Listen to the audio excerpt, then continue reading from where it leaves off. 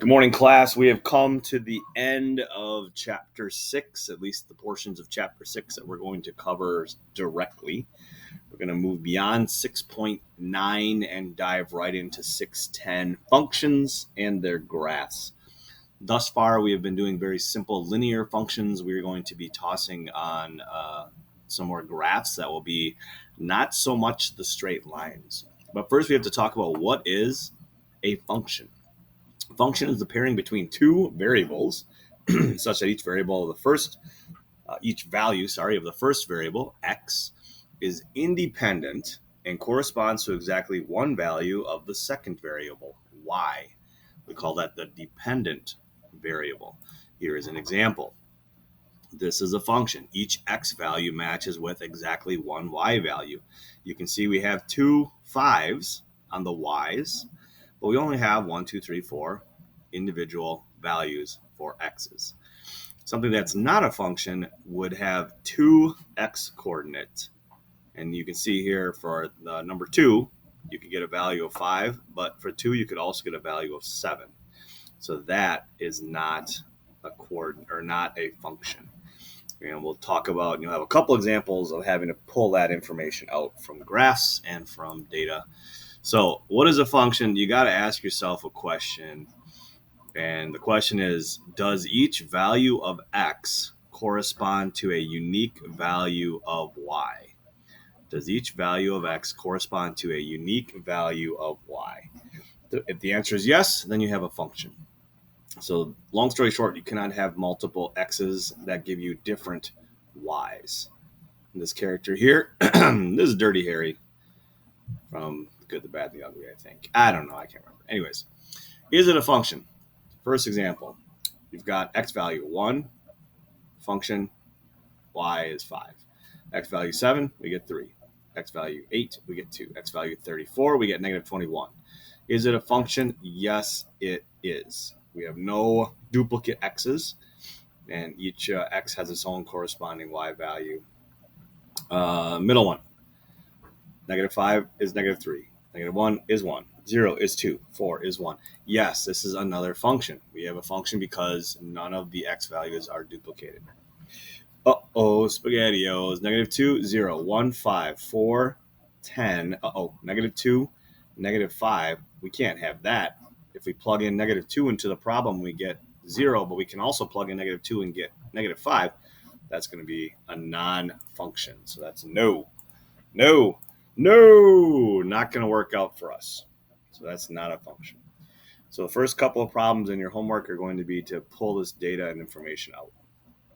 As we look at this, we're going to be talking about domains and range. Domain is a set of values which are allowed for the independent variable. Call these the x values or the inputs. The range is a set of values that result from substituting in the independent variables. These are the y values or the outputs. So when you have to find the domain and range, you're going to be looking at x's and y's. So in this one here, our x's are 2, 7, 9, 8. That's going to be the domain. And the range is going to be 4. Actually, we'll start with negative 4, then 4, then 11, then 13. You can sort them into order. So domain, 2, 7, 8, 9. Range, negative 4, 4, 11, 13. Finding domains and range from point values is pretty straightforward. The domains are the x's. The ranges are the y's. Here is a table. We have 0, 1, 2, 3. That's going to be our domain. And the range, 5, 7, 4, 4. We'll put them in order. 4, 5, 7. You don't need to duplicate the numbers. 2 4s. Just one time is fine. All right. Next up, vertical line tests. As we look at graphs, we can decide whether or not it's a function by seeing if it passes the vertical line test. If any vertical line passes through more than one point of the graph, then that relation is not a function. Here are some examples. Are these functions?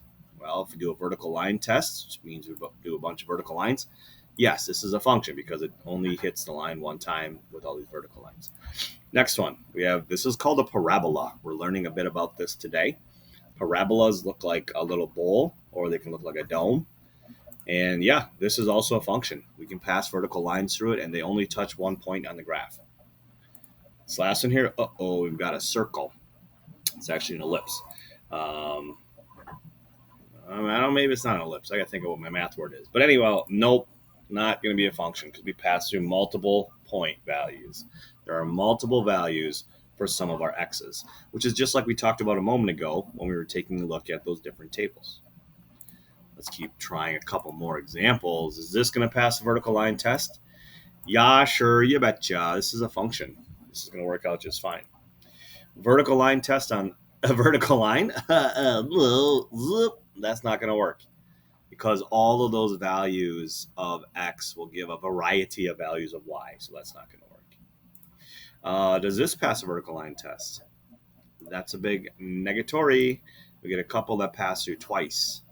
Cannot pass through more than 1 point on the line. And last but not least, does this little logarithmic, it's kind of a logarithmic. Yeah, that works. It works out fine. It's only going to pass through the line one time each.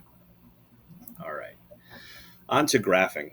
So we take a look at the three different kinds of functions we have here. We have linear functions, we have quadratic functions, and then we have elliptical functions. I think it's elliptical. Nope, exponential. Sorry, wrong word. Exponential functions. When we see these functions, we write them as f of x. This f with a parenthesis and then x. This is f of x. So the function of x. And we can plug in a number for x eventually to solve these different points out. But when we have them in this format, f of x is equal to negative 2x plus 3, we can use our mx plus b feature to figure out the line. So in this example here, you can see that the y-intercept is going to be 0, 3. So I put a dot there at 0, 3.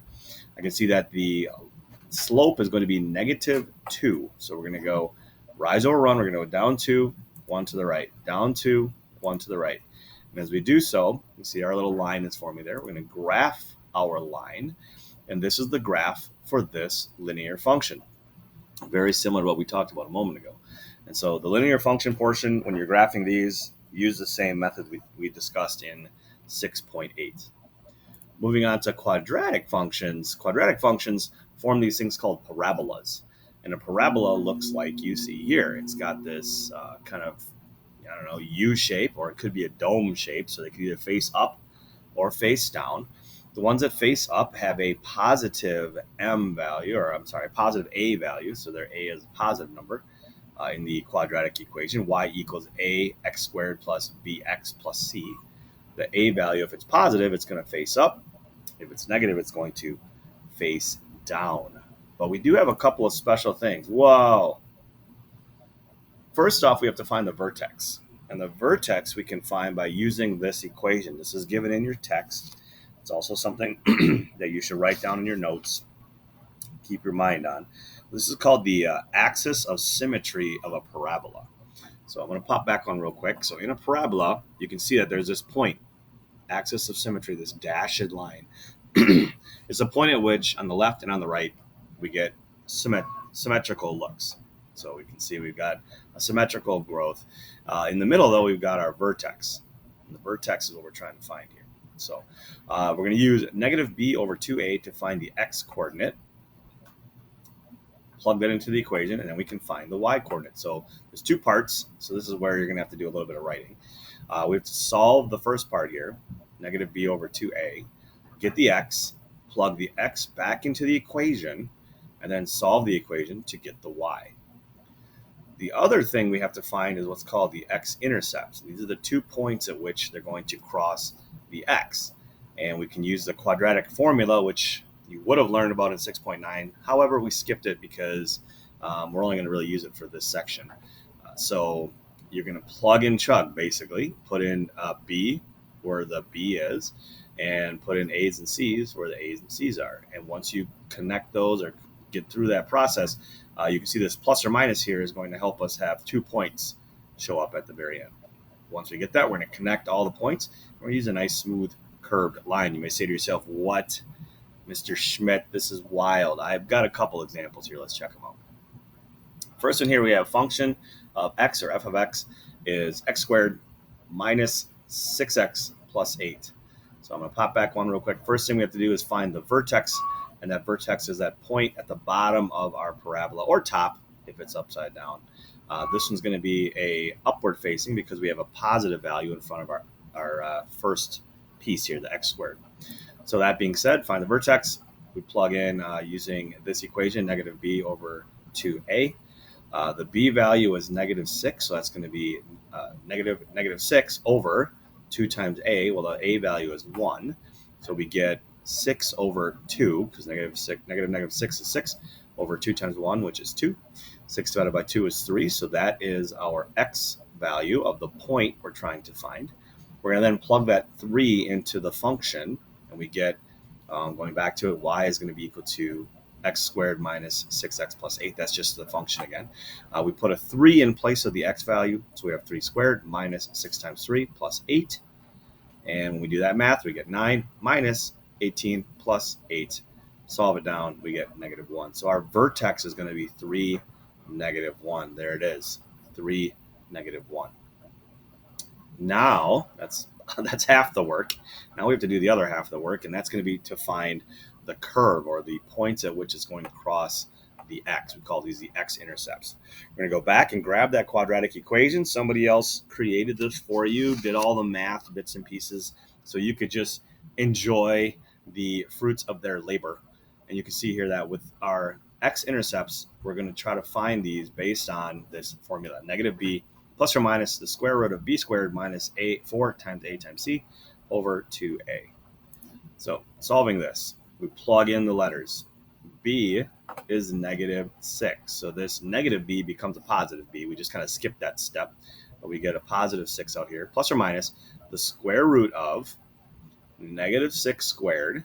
That's a b value squared, minus 4 times a, which is 1, times c, which is 8. And then we're dividing that by 2 times a, which is 1. Simplified down, we get, again, we did all the math underneath the square root, and it kind of worked its way out here. Again, that's going to be 36 minus 4 times 8 is 32. So 36 minus 32 is 2. That's where this 2, it's 4. And the root of 4 is 2. That's where this 2 came from. And on the bottom, we've got a 2, because 2 times 1 is 2. And our 6 is still out here. And then we do our plus and minus. So if we do 6 plus 2, that's going to be 8. And 8 divided by 2 is 4. And we do 6 minus 2, that's going to be 4. And 4 divided by 2 is 2. So our 2 points of x-intercept are 4 and 2. Hopefully that kind of made sense. If you need to come back and rewatch or just kind of see how this goes, please ask. We are going to take a little extra time on this problem, or on this unit, because it's kind of a wrap up. But then you have to draw a smooth curve. So we're going to make a nice, smooth, up-facing curve for this example. Let's do another one. Oh boy. Here we go.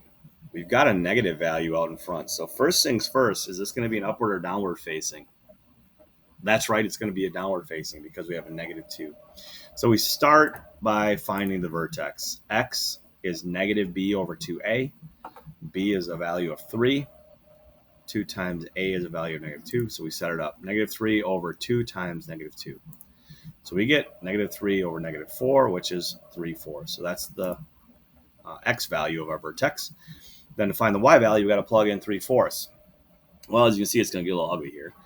We plug in 3/4, -2 times 3/4 squared, plus 3 times 3/4 plus 4. So we get -2 times 9/16 plus 9/4 is equal to 4. We do our math here, -9 over 8 plus 9/4 plus 4. And we're going to plug and chug and use a calculator to help us with this one. We're going to get all the way down to 5.125. So our x value is 3/4. Our y value is 5.125, and that is the vertex of this parabola. Now remember, it's going to be a downward facing parabola because we have this -2a value. Let's continue. Find the x-intercepts. Well, we use the quadratic formula. This is one you're going to want to write down. I wouldn't say tattoo it on your hand, but you're going to want to write this one down because we're going to use the quadratic formula a couple times in this part. So keep that somewhere present. All right, let's plug her in. A b value is 3, so we have -3 plus or minus the root of 3 squared minus 4 times a value -2 times c value 4. That's all going to be over 2 times the a value -2. We simplify it down. We have -3 plus or minus 6.4. Again, you can use your calculator to help out with the root values. And we're doing that all divided by -4. So our two values are going to be -0.85 and 2.35. Plot our two dots. As I said, it's a downward facing curve. Draw the curve. And there we go. So that's how you graph quadratic equations. Woo! One more to go. Exponential functions. Good times. Psych, we're going to skip this one. Haha. So yeah, we're not going to do exponential functions. I felt that it was unnecessary at this point in time.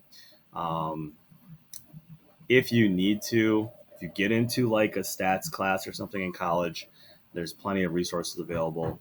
But it's basically something we're just not going to do here today. Okay. All right, on to the homework. I chopped it down a bit because you do have to do quite a few steps in some of these processes. So I did take a bunch out, but this is the homework that we're going to have for lesson 6.10. Read pages 325 to 335. That gives you kind of a background. Technically, you can skip 332 to 335 because that's all the exponent stuff, unless you just, for the curiosity's sake, you want to read it. But our homework is going to be on 335 to 338, and you can see the problems listed there. So if you have any additional questions, please send me an email, but I will see you in class.